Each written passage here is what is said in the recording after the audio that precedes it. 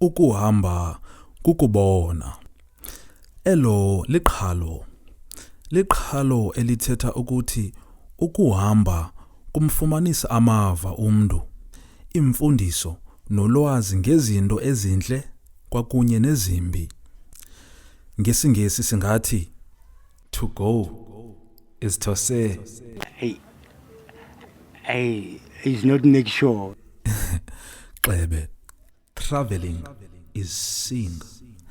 Umzekelo, ngokuya ndandingekahambi ndibeke unyawo eqonce, ndandingayazi ukuba loo dolophu ithiwe ngomlambo obukekayo emi phezu kwawo, obizwa ngokuba yiBuffalo River ngesiNgesi.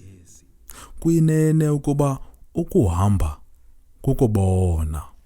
Enkosi.